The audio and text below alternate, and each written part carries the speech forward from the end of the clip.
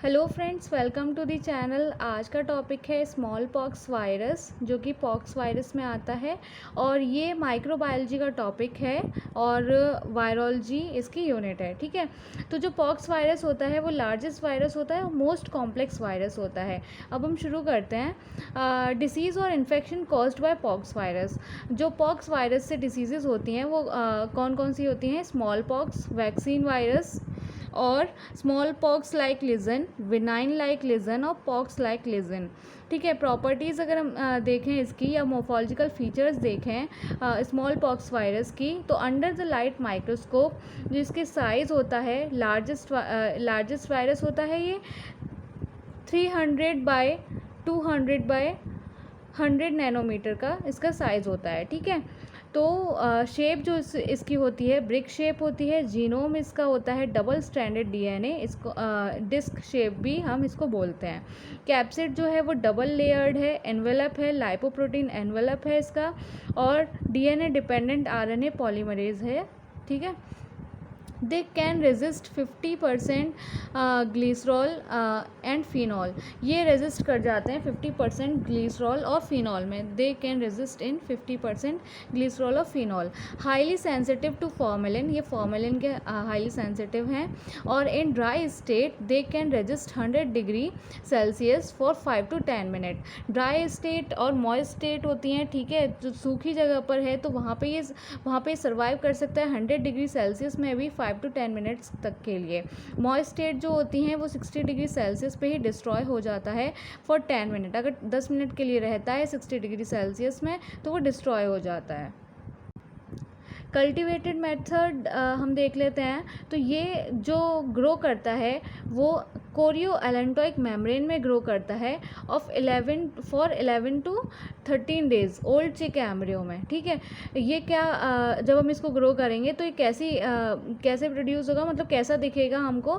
Small shiny white convex non necrotic non haemorrhagic pocks in 40 to 72 hours. ठीक है, small होंगे, shiny होंगे, white convex non necrotic होंगे, non haemorrhagic होंगे।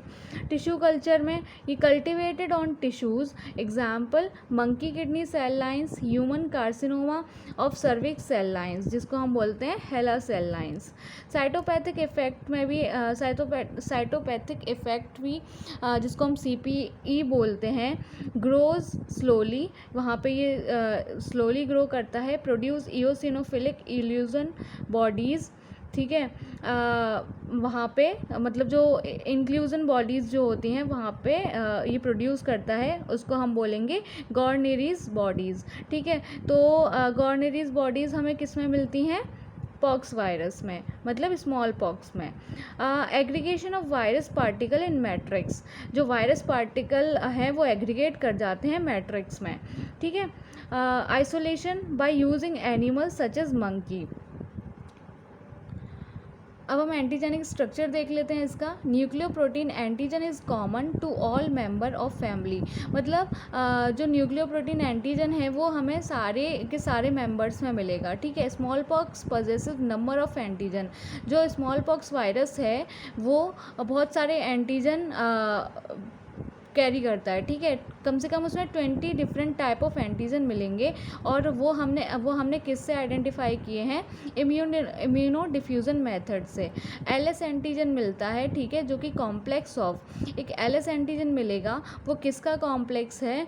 Heat level antigen, heat stable antigen और एग्लूटिनोजन और हीमेग्लूटिनन। ठीक है, ये 4 एंटीजन का कॉम्प्लेक्स मिला के हम बोलते हैं LS एंटीजन।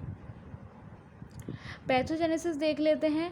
जो वायरस है वो एंटर करता है होस्ट में by inhalation through mucosa of upper respiratory tract. Air से वो एंटर करेगा तो रेस्पिरेटरी ट्रैक्ट में जाएगा और म्यूकोसा में जाएगा। ठीक है, मल्टीप्लाइज इन लिम्फॉइड टिश्यू में मल्टीप्लाई करेगा और क्या करेगा? फिर ब्लड में एंटर हो जाएगा जिससे कि प्राइमरी वायरेमिया होगा। प्राइमरी वायरेमिया मतलब जब वायरस पहली बार ब्लड में जाता है वहाँ पे वो मल्टीप्लाई करता है और फिर वो मल्टीप्लाई करते करते इंटरनल ऑर्गन में चला जाता है, फिर वहाँ पे मल्टीप्लाई करता है और फिर दोबारा से वो ब्लड में जाएगा, ऑर्गन में चला जाएगा, उसके बाद फिर से वो ब्लड में जाएगा जिसको हम बोलेंगे सेकेंडरी वायरेमिया, और उसके बाद फिर वो स्किन तक स्प्रेड हो जाएगा।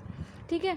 क्लिनिकल फीचर्स, इंक्यूबेशन पीरियड इसका होता है 7 to 14 days, characterised by prodromal symptoms जैसे कि fever, malaise followed by rash. सबसे पहले फीवर होगा, मैलेज होंगे, उसके बाद रैशेज होंगे। जो रैशेज हैं first appear on buccal mucosa and spread over body. ठीक है, सबसे पहले बक्कल म्यूकोसा पे दिखते हैं हमको, फिर पूरी बॉडी पे फैलते हुए जाते हैं।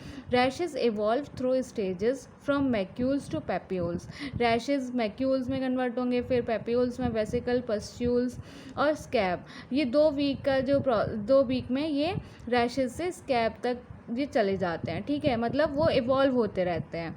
The scab fall of leaving deep pitted scar, और फिर जो स्कैब होता है वो फिर है ना वो शेड कर जाता है, और वहाँ पे डीप पिटेड स्कार वहाँ पे फॉर्म हो जाता है।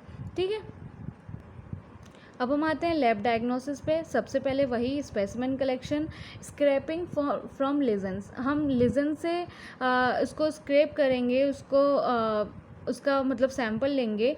उसमें क्या है, वेसिकल फ्लूइड भी हो सकता है, पस्ट्यूल का कंटेंट भी हो सकता है, स्कैब भी ले सकते हैं, उसका ब्लड भी ले सकते हैं। ठीक है। मेथड ऑफ डायग्नोसिस, अगर हमें वायरस एंटीजन का डेमोन्स्ट्रेशन करना है तो हम IFT से करेंगे, इम्यूनोफ्लोरोसेंस टेस्ट। ठीक है। सेकंड है वायरस का डेमोन्स्ट्रेशन करना है तो गस्टिन, मिथाइल वॉयलेट और गाइपेंस सिल्वर इम्प्रेग्नेशन मेथड से करेंगे। ठीक है, जो कि हम फिर लाइट माइक्रोस्कोपी से उसको देखेंगे, और हम उसको इलेक्ट्रॉन माइक्रोस्कोप से भी हम देखेंगे और उसको डिटेक्ट करेंगे। Detection of antigen by precipitation in gel, मतलब एंटीजन का डिटेक्शन करेंगे बाय प्रेसिपिटेशन रिएक्शन या प्रेसिपिटेशन मेथड या फिर CFT, complement fixation test. Virus isolation करेंगे, कैसे वायरस आइसोलेट करते हैं, chorioallantoic membrane of chick embryo, या फिर टिश्यू कल्चर भी हम कर सकते हैं। प्रोफाइलैक्सिस अगर हम देखें तो प्रोफाइलैक्सिस में क्या है, smallpox has been eradicated by global use of live attenuated vaccine या वायरस वैक्सीन। मतलब क्या है, ये इरेडिकेट हो चुका है, ये अब इसके केसेस नहीं मिलते हैं। ठीक है, तो वैक्सीन लगी थी, live attenuated vaccine. Thank you for watching the lecture, thank you so much.